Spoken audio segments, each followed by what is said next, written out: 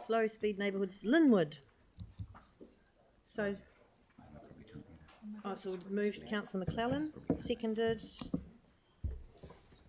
Councillor Templeton. Some brief introductory comments from staff.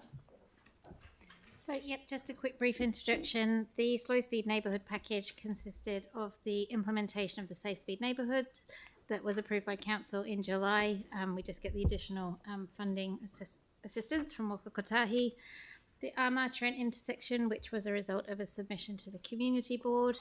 And then the 3 other remaining small treatments were to create gateways into that neighbourhood, with the addition at McLean Street of the pedestrian crossing for the children that walk from Te Paurakahotu down to Te Tawi They just needed assistance crossing quite a large road.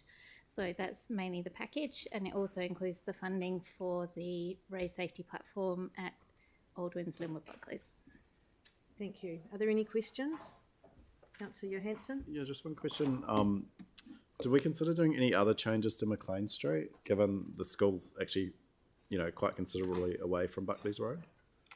So not through this project. The main issue that the school had was that crossing of McLean Street at Buckley's, because the children walk, it's my understanding, from the back entrance along Rona Street down Buckley's Road and across McLean, and that was the bit that they found most difficult to cross. There is some calming elements on McLean, and with the treatment at Worcester McLean as well, we've kind of bookended the street with traffic calming, but it's something that we can monitor through any school travel plan process that we have. Yeah, thank you. All right. So if there's any other questions, Councillor Curran?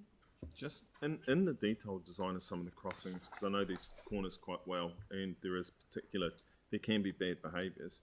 Like when you look at the Linwood Ave Worcester Street one, you got the raised platforms there, and then you got a crossing point just further along. Is there any way that any of those things can flash when there's people? We used to have one on Hereford Street that when you approach, looked like the crossing flashed, and so unless you're an incredibly bad driver, you struggle to hit someone, and so it would be really. Are we looking at that in our detailed design at some of these? No, so my understanding was the Hereford one, and we had it on Gloucester Street outside the Old Central Library, that they were zebra crossings and they weren't having great compliance at these crossing points. But even when the crossing flashed at you, people were still like, oh, flashing crossing, go. No, so the trial did show that there was benefits to adding the lights in the ground. Oh, there was benefits. Yes, there was benefits. But none of these are priority crossings as such. They're just our standard refuge where the onus is on the pedestrian. But we're just trying to make it slower. Right. So is there any debate? If not, Councillor McClellan? Yeah, mine was a debate, and then I thought, yeah, there could be a question, but I'm happy for it to be a debate.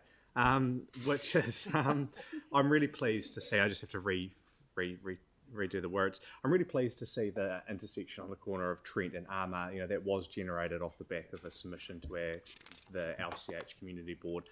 But at that same meeting, we also had a petition for the other stretch of Armour. This is Fitzgerald to Stanmore, and that too, I think, could use some speed some intervention to make that street safer. Obviously, they're going to have a new lower speed limit, but I'd hate to think. I'm really appreciative of this, but I just don't want it to be lost in that we've ticked off half of Armour Street, that there's another half that could possibly still do with some intervention. Thank you. All right, on that note, I'll put the motion. All those in favour say aye. Aye. Opposed? That's carried. Abstaining on item 14. And Councillor Henstock, welcome back. And you'll notice there's a piece of paper with the order of the changed order of the